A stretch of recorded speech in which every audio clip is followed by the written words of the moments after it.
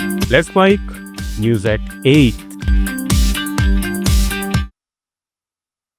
बिहार के पटना में स्वास्थ्य विभाग से जुड़े Bihar medical services and infrastructure corporation के डीजीएम पंकज कुमार के ठिकानों पर विशेष निगरानी इकाई की बड़ी कार्रवाई हुई।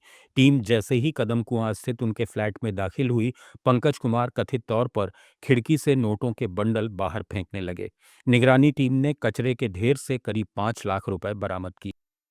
कार्रवाई में 96,46,666 रुपए की अवैध संपत्ति सामने आई है। उनके 2 घरों और दफ्तर समेत 3 ठिकानों पर रेड चलाई गई। पंकज कुमार मूल रूप से मुजफ्फरपुर के कांटी के रहने वाले हैं और करीब 11 साल की नौकरी के दौरान अलग अलग पदों पर रहते हुए उन्होंने कथित तौर पर भारी संपत्ति अर्जित की।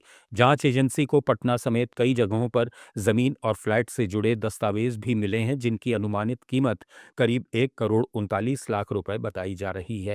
फिलहाल एसवीयू की टीम दस्तावेजों और संपत्ति से जुड़े सबूतों की जांच में जुटी है। त्रिपुरा के खोवाई जिले के बैजलवाड़ी में एक स्कूल टीचर पर भीड़ ने हमला कर दिया।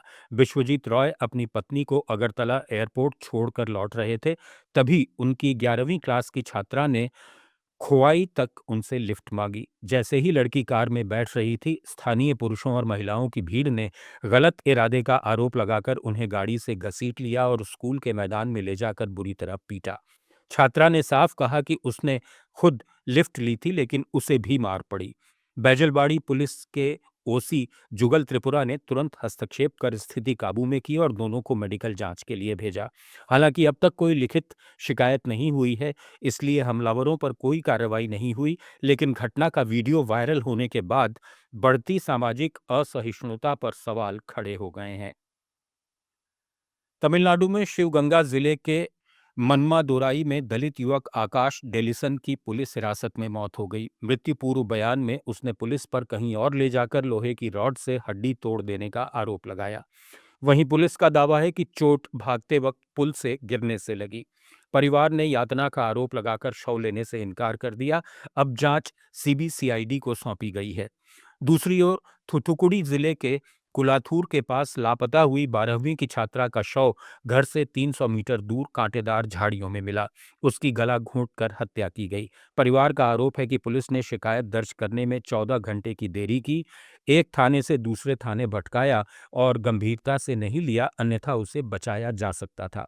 परिवार अब सड़क जाम कर न्याय की मांग कर रहा है।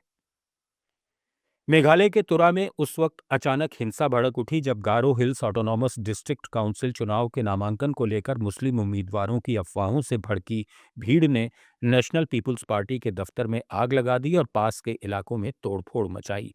भीड़ हॉस्टल से निकली और डिप्टी कमिश्नर के ऑफिस तक मार्च करती हुई आई, जहां सुरक्षा बलों से टकराव हुआ। इस भिड़ंत में 2 लोग घायल हो गए। पुलिस ने खाली फायरिंग और आंसू गैस के गोले दागे, लेकिन हालात बिगड़ने पर प्रशासन ने कर्फ्यू लगा दिया और आर्मी के 5 कॉलम और रैपिड एक्शन फोर्स तैनात कर दिए गए। कर्नाटक के बेलगावी में पुलिस ने अमीर पुरुषों को फंसाकर लूटने के आरोप में 33 साल की महिला दीपा अवतगी को गिरफ्तार किया है। पुलिस के मुताबिक वो खुद को फैशन डिजाइनर बताकर सोशल मीडिया पर संपन्न लोगों से दोस्ती करती थी, फिर उन्हें शहर के लॉज में मिलने के लिए बुलाती थी। मुलाकात के दौरान वो शिकार को नहाने के लिए कहती और जैसे ही व्यक्ति बाथरूम में जाता, बाहर से दरवाजा बंद कर मोबाइल, नकद और कार की चाबी लेकर फरार हो जाती थी। पुलिस ने उसके पास से लगभग 33 लाख रुपए की संपत्ति, कई मोबाइल फोन और वाहन बरामद किए हैं। उसका एक साथी अभी फरार है। छत्तीसगढ़ के बलरामपुर जिले में खजूरी गांव में अवैध अफीम की खेती पकड़ी गई है।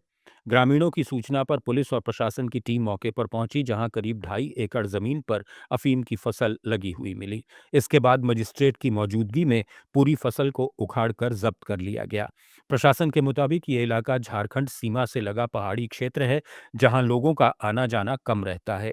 इसी का फायदा उठाकर यहां अवैध खेती की जा रही थी। मामले में 3 किसानों को हिरासत में लिया गया है।